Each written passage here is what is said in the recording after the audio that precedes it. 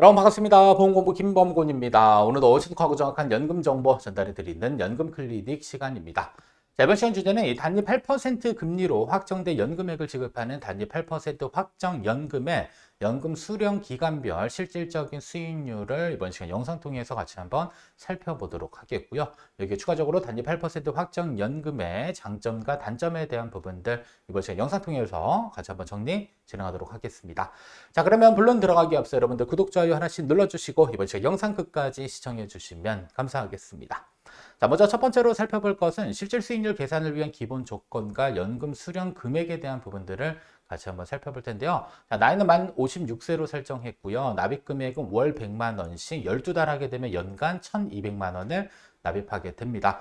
자, 납입 기간은 7년 설정하고요. 5년 거치를 해야지 연금을 수령할 수 있도록 설정이 되어져 있는 것으로 확인이 되고요. 연금 개시는 만 68세 시점부터 진행하는 것으로 설정을 했습니다.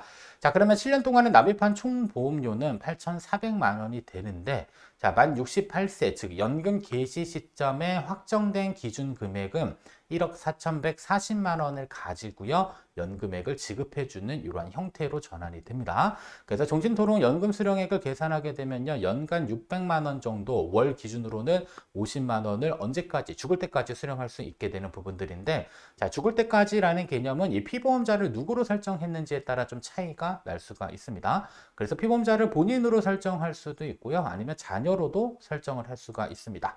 자, 본인으로 선택해서 쓸 경우에는 내가 나이가 만 56세다라고 한다면요. 결국에는 내가 사망하는 시점에 연금 수령도 중단되는 경우가 있고요. 만약에 자녀를 설정했다라고 한다면 자녀가 그래도 나보다는 오래 생존할 가능성이 높기 때문에 내가 만약에 사망하더라도 이 수익자인 내가 사망하게 된다라고 하게 되면요.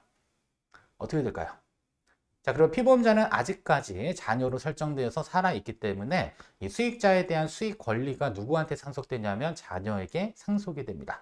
자, 그리고 나서 나머지 금액에 대한 부분들은 자녀가 언제까지 종신토록 수령하게 되는 이러한 구조로 만들어질 수는 있기는 하지만 중요한 것은 이런 구조로 만약에 보험계약을 체결하게 되면요. 세금적인 부분에 대한 이런 부분들은 조금 고려해서 진행을 해 주실 필요가 있습니다. 그래서 기본적인 구조는 피보험자가 사망할 때까지 일단은 수익자가 연금액을 수령하는 형태로 되어져 있다라는 사실 정도는 알고 계실 필요가 있을 것 같고요.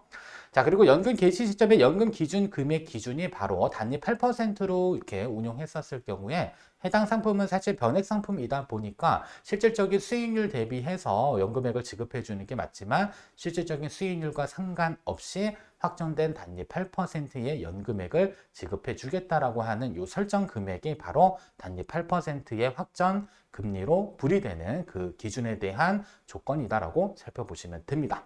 자, 그러면 자, 실질적인 수익률 계산을 위한 엑셀 파일을 통해서 우리가 같이 한번 어떻게 계산되는지 살펴볼 텐데요.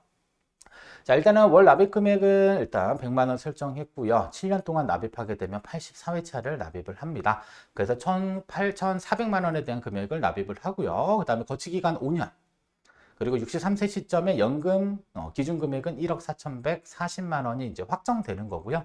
자, 이것을 종신연금으로 전환하게 되면 연간 600만 원 정도의 연금액을 수령하게 되는 이러한 형태로 확정되는 겁니다.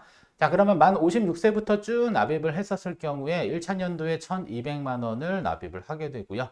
2차년도, 3차년도, 4차년도, 5차년도, 6차년도, 7차년도까지 쭉 납입을 합니다. 자, 그리고 나서 5년 동안의 거치 기간이 있기 때문에 거치 기간을 경과하게 되면 언제 시점에 만 68세 시점부터는 이제 연금액을 수령하게 됩니다. 자, 그러면 나는 이미 8,400만 원에 대한 자금을 납입을 하고요. 그리고 이제부터 600만 원씩 수령하게 되면 이때의 실질 수익률은 사실 음수가 나올 수밖에 없습니다. 자, 그리고 나서 내가 누적적으로 연금을 수령했었을 때 내가 납입한 원금을 초과하는 기간은 바로 실질적으로 연금 수령한 14년 차부터 내가 납입한 금액에 대한 부분들을 이제 초과해서 연금액을 수령하게 되고요. 그리고 81세 이후부터는 이제 내가 납입한 연금액을 초과하기 때문에 이때부터는 내부 수익률, 즉 실질 수익률이 양수로 바뀌게 됩니다. 다만 이제 81세 시점에 14년 차에 내부 수익률은 0.01이 되지만 지속적으로 내가 연금액을 수령하면서 기간이 경과하면서 내부 수익률, 실질 수익률은 증가하는 구조로 되어져 있습니다. 자, 따라서 만 100세가 되게 되면요, 일시적으로 내가 수령하는 실질 연금 금액에 대한 내부 수익률은 3.73% 정도로 계산된다라는 것을 확인을 해볼 수가 있었습니다. 자, 그러면 자, 해당 상품의 자, 장점과 단점을 한번 살펴보게 되면요. 일단 장점이다라고 하는 것은 확정된 연금액을 지급을 해주고요. 자, 그리고 자, 비과세 연금 상품이기 때문에 특정 조건을 충족하게 되면 세금이 없습니다. 그래서 비과세를 적용받을 수 있는 상품이고요. 자, 비과세가 되게 되면요. 수령하는 연금에 대해서는 세금이 없기 때문에 건강보험료나 금융소득 종합과세에 대한 부분들 세금 걱정 없이 수령할 수 있는 이러한 장점이 있습니다. 다만 단점이다라고 한다면 연금 개시 이전에 여러분들이 해당 상품을 해지를 하게 되면 일단 손실이 발생되는 부분도 있고요. 그리고 만약에 7년이라고 하는 기간을 설정했다라고 했었을 경우에 7년 동안은 어찌됐든 계속적으로 보험료를 납입해야 되는 이러한 납입에 대한 부담이 살짝 있을 수는 있습니다. 자, 그리고 물가 상승률을 고려했었을 때 실질 수익률은 더욱 낮아지게 됩니다. 그래서 100세까지 수령했었을 경우에 우리가 대략적으로 한 3점 한 후반대 정도의 수익률을 우리가 살펴볼 수 있었는데, 만약에 물가가 2%만 상승하더라도 실질적인 수익률은 1%대로 상당히 낮아지게 되는 이러한 형태다라고 보시면 되겠고요.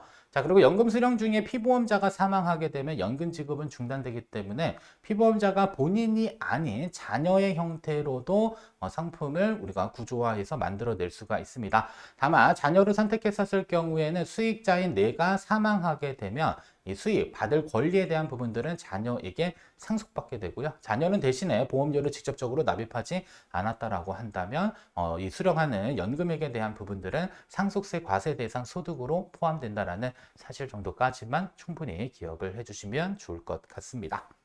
자, 결론입니다. 자, 가입하더라도 잘 알고 가입하자. 자, 일단 단립 8%를 연복리로 전환하게 되면 연복리 수익률은 3.73%로 확인이 됩니다. 다만 이제 최대 100세까지 수령했다라고 가정했을 경우고요. 자, 그리고 수령 조건에 따라서 가입 조건에 따라서 실질적인 연복리 수익률은 차이가 발생이 될 수가 있습니다.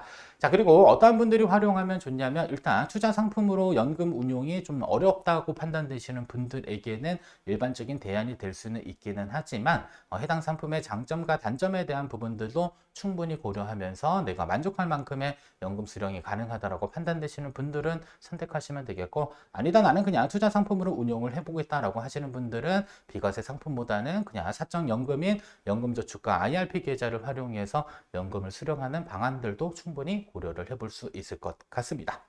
자, 여기까지 여러분들 시청해 주셔서 감사하고요. 자, 보험, 연금 투자와 관련된 상담 필요하신 분들은 댓글창 참고해 주시면 감사하겠습니다.